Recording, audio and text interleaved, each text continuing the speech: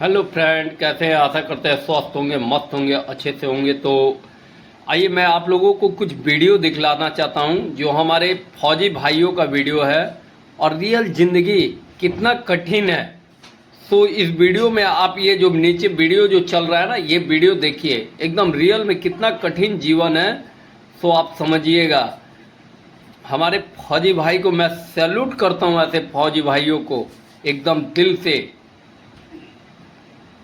तो ये वीडियो को पहले देख लीजिएगा, इसके बाद हम नेक्स्ट वीडियो में आप लोगों से मिलेंगे। ठीक है, चलिए वीडियो को एंड तक देखिए। 13 अगस्त 1972 रात के 2 बजे थे। पाकिस्तान के लायलपुर शहर, जिसे आज फैसलाबाद कहते हैं, फैसलाबाद की सबसे खतरनाक जेल में एक अजीब सी हलचल थी। 3 कमरों में 3 भारतीय पायलट थे। तीनों की आंखें खुली थीं, तीनों के दिल तेज धड़क रहे थे, क्योंकि आज वो रात थी जिसके लिए उन्होंने 9 महीने इंतजार किया था। 9 महीने, 270 रातें, हर रात एक ही सपना, भागना। फ्लाइट लेफ्टिनेंट अर्जुन सिंह भाटिया ने धीरे से अपने बेड के नीचे हाथ डाला। उनकी उंगलियां एक पतले लोहे के टुकड़े से टकराईं। यही उनका हथियार था, यही उनकी उम्मीद थी। जेल की दीवार 20 इंच मोटी थी। बाहर 3 टावर थे जिन पर हर वक्त पाकिस्तानी गार्ड्स तैनात रहते थे। बाहर की दीवार पर करंट वाले तार थे और उन तारों के पार एक अनजान मुल्क था, दुश्मन का मुल्क। लेकिन इन तीनों ने तय कर लिया था, मरना मंजूर है, रुकना नहीं। तो क्या वो उस रात भाग पाए? क्या वो कभी घर वापस पहुंचे? यह कहानी सुनने के बाद आपकी रूह कांप जाएगी, क्योंकि यह सिर्फ भागने की कहानी नहीं है। यह उस इंसान की कहानी है जो टूट कर भी नहीं झुका। साल था 1971। पूरा देश एक बड़े बदलाव की कगार पर खड़ा था। पाकिस्तान के 2 हिस्से थे उस वक्त, वेस्ट पाकिस्तान और ईस्ट पाकिस्तान। लेकिन ईस्ट पाकिस्तान में, जो आज बांग्लादेश है, पाकिस्तानी फौज ने जो जुल्म किए उसे याद करके आज भी इंसानियत शर्मिंदा होती है। वहां के आम लोगों को उनके ही देश की सेना मार रही थी। औरतें, बच्चे, बूढ़े, कोई नहीं बचा।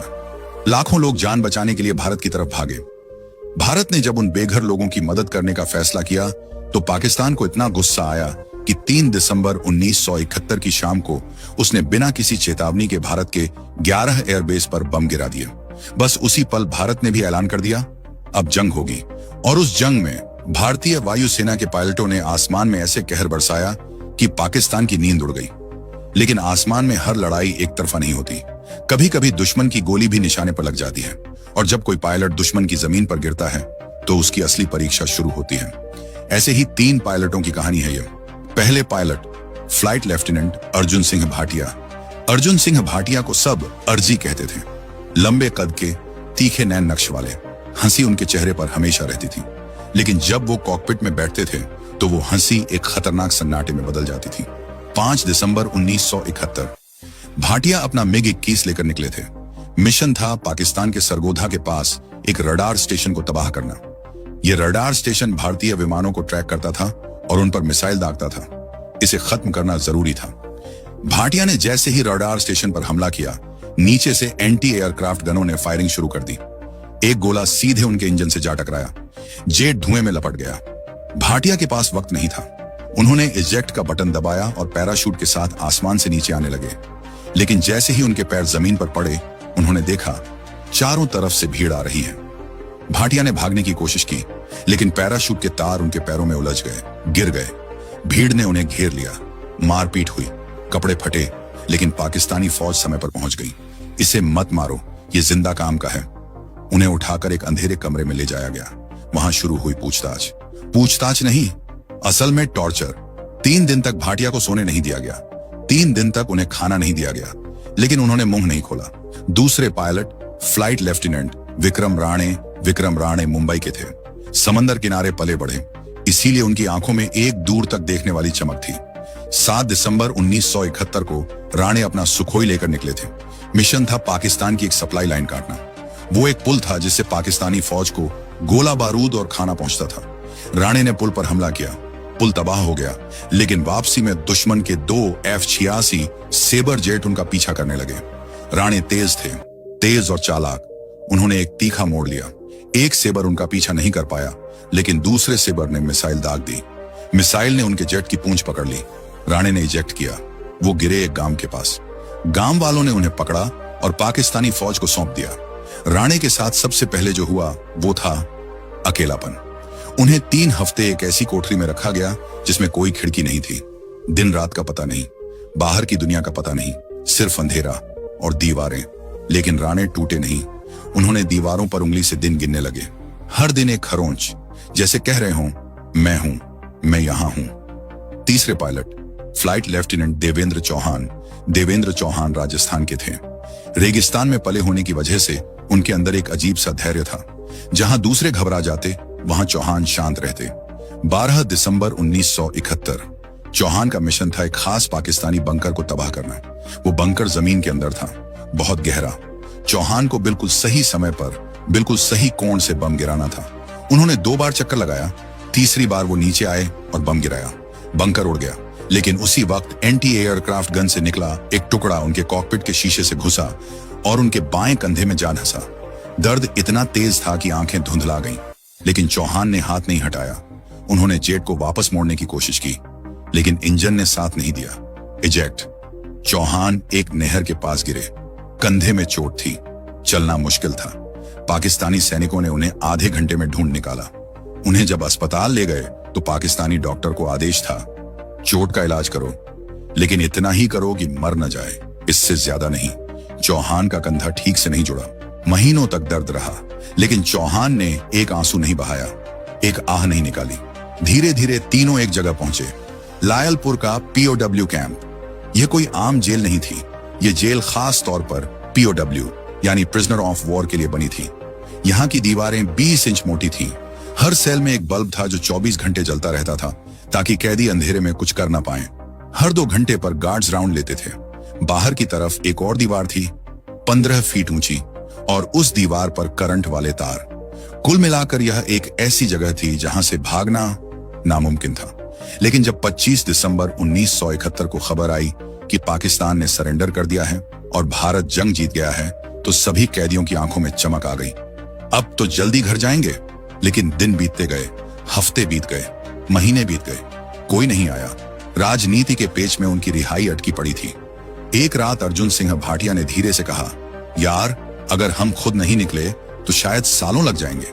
राणे ने पूछा, क्या मतलब? भाटिया ने एक लंबी सांस ली और कहा, मतलब साफ है, हम भागेंगे। कमरे में सन्नाटा छा गया। चौहान ने खिड़की से बाहर देखा। गार्ड का साया दिख रहा था। फिर उन्होंने भाटिया की तरफ देखा और धीरे से कहा, बताओ क्या सोचा है? उस रात वो तीनों सुबह तक बात करते रहे, और सुबह तक एक बात तय हो गई थी, यह तीनों भागेंगे या मरेंगे, बीच का कोई रास्ता नहीं। सबसे पहली जरूरत थी जानकारी, जेल का नक्शा, बाहर के रास्ते, बॉर्डर कहां है, अफगानिस्तान कितनी दूर है। इसके लिए उन्हें जेल के कमांडर मेजर इकराम उल्लाह का भरोसा जीतना था। मेजर इकराम उल्लाह पढ़ा लिखा आदमी था।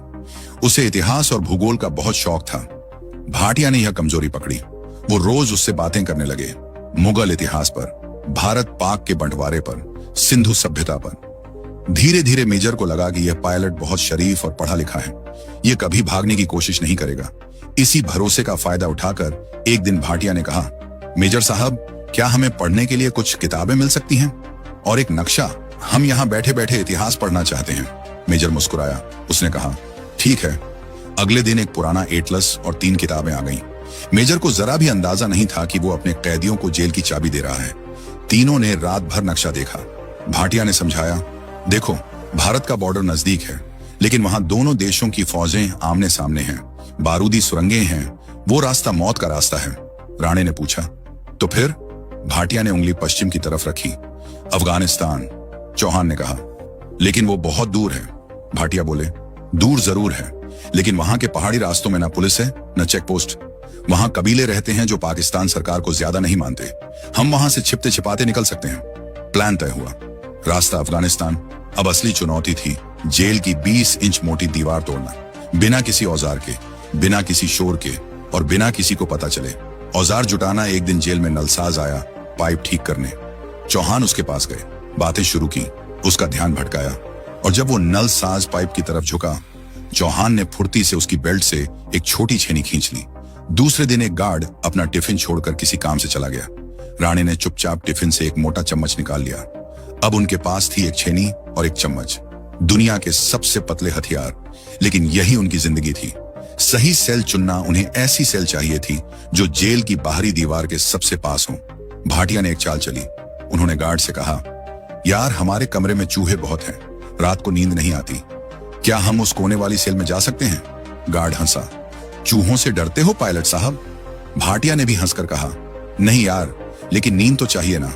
गार्ड ने सोचा, यह तो बस आराम मांग रहे हैं। उसने हाँ कर दी। तीनों उस कोने वाली सेल में शिफ्ट हो गए जो जेल की बाहरी दीवार के ठीक पास थी। पहली रात के 12 बजे भाटिया बेड के नीचे घुसे, छेनी उठाई और दीवार पर पहली बार छेनी चलाई। खटाक, बाहर गार्ड के कदमों की आवाज आई। भाटिया रुक गए। दिल की धड़कन तेज हो गई। ऊपर राणे ने खांसना शुरू किया, जोर से, लंबी खांसी। गार्ड रुका, फिर आगे चला गया। भाटिया ने राहत की सांस ली और फिर से शुरू किया, धीरे धीरे, बहुत धीरे। हर रात बस थोड़ा सा काम होता था। रात 12 से 1 बजे तक, सिर्फ 1 घंटा। उससे ज्यादा जोखिम था। दीवार से जो धूल और मिट्टी निकलती थी उसे वो अपने कपड़ों में छिपाकर सुबह टॉयलेट में बहा देते थे। जो बड़े टुकड़े निकलते थे उन्हें तकिए के खोल में भरकर रखते थे। दिन में उस छेद को एक पुराने कपड़े से ढक देते थे, फिर उसके आगे अपनी लोहे की अलमारी खिसका देते थे। बाहर से देखने पर सब नॉर्मल लगता था, लेकिन अंदर आजादी का रास्ता बन रहा था। एक रात जब सब खत्म होते होते बचा, एक रात शायद तीसरे महीने की बात थी। राणे बेड के नीचे थे और दीवार खोद रहे थे। तभी सेल का दरवाजा खुला। रात के 12:30 बज रहे थे। एक गार्ड अचानक अंदर घुस आया। भाटिया और चौहान बेड पर लेटे हुए थे। गार्ड ने टॉर्च जलाई। यहाँ 3 हैं या 2? भाटिया ने सोने का नाटक किया, आंखें बंद। चौहान ने भी। गार्ड की टॉर्च घूमी, बेड पर 2। उसने बेड के नीचे टॉर्च मारी। एक पल के लिए सब रुक गया। राणे ने सांस रोक ली। टॉर्च की रोशनी उनके चेहरे के ठीक 1 इंच पास से गुजरी। गार्ड को धूल दिखी, लेकिन राणे नहीं दिखे। वो थोड़ा और अंदर घुसे हुए थे। गार्ड ने टॉर्च बंद की, बड़बड़ाया और चला गया। सेल का दरवाजा बंद हुआ, फिर एक लंबी चुप्पी। राणे धीरे धीरे बाहर निकले। तीनों की आंखें मिली। कोई कुछ नहीं बोला, कोई जरूरत नहीं थी। कंपास बनाना 1 महीने बाद उन्हें एहसास हुआ कि जेल से निकलने के बाद दिशा नहीं पता होगी। रात का अंधेरा होगा, अनजान जमीन होगी। बिना कंपास के वो रेगिस्तान में भटक जाएंगे। चौहान ज्योतिपांशिन, जो सबसे शांत दिमाग के थे, ने एक तरकीब सोची। उन्होंने एक सुई ढूंढी जेल की सिलाई किट से। फिर एक छोटा सा चुंबक चाहिए था। उन्होंने जेल में मिले एक पुराने ट्रांजिस्टर रेडियो के अंदर से, जिसे गार्ड ने उन्हें सुनने के लिए दिया था, एक छोटा मैग्नेट निकाला। उस मैग्नेट पर सुई को 200 बार रगड़ा। फिर उस सुई को एक कागज की नाव पर रखा और पानी के कटोरे में तैराया। सुई उत्तर की तरफ मुड़ गई। बस, कंपास तैयार। जेल के अंदर भेस बदलना। जेल में हर महीने कुछ पैसे मिलते थे। इन्हीं पैसों से उन्होंने टुकड़ों में सामान इकट्ठा किया, सूखे मेवे, बिस्कुट, एक छोटी टॉर्च और सबसे जरूरी पठानी सूट। जेल के दर्जी को कहा गया कि 3 पठानी सूट सिलो। दर्जी ने पूछा, क्यों? भाटिया ने कहा, यहाँ ठंड बहुत है, ऊपर से कुछ पहनना है। दर्जी ने सिल दिए। उसे नहीं पता था कि वो 3 भारतीय पायलटों के लिए पाकिस्तानी भेस तैयार कर रहा है। 9 महीने बाद, सितंबर 1972, एक रात बादल घिर आए, तेज हवा चली और फिर बारिश शुरू हुई, मूसलाधार बारिश। भाटिया ने राणे को देखा, राणे ने चौहान को देखा। तीनों की आंखों में एक ही बात थी। आज रात उन्होंने पठानी सूट पहने, सामान समेटा, कंपास उठाया। भाटिया ने आखिरी बार उस सेल को देखा जहां 9 महीने गुजारे थे। दीवार पर खरोंचें थीं जो राणे ने दिन गिनने के लिए की थी। 270 खरोंचें, 270 रातें। भाटिया ने धीरे से कहा, चलो। बेड हटाया, अलमारी खिसकाई, कपड़ा हटाया और वो सुरंग सामने थी। 20 इंच मोटी दीवार में बना एक इंसान के गुजरने जितना छेद। 9 महीने की मेहनत, 270 रातों का पसीना। भाटिया ने आखिरी ईंट धीरे से बाहर धकेली। बारिश की आवाज में ईंट के गिरने की आवाज डूब गई। बाहर ठंडी हवा का एक झोंका अंदर आया। पहले राणे निकले रेंगते हुए, फिर चौहान। उनके कंधे में अभी भी दर्द था, लेकिन वो बाहर आ गए। आखिर में भाटिया। जैसे ही भाटिया बाहर निकले, उन्होंने देखा दीवार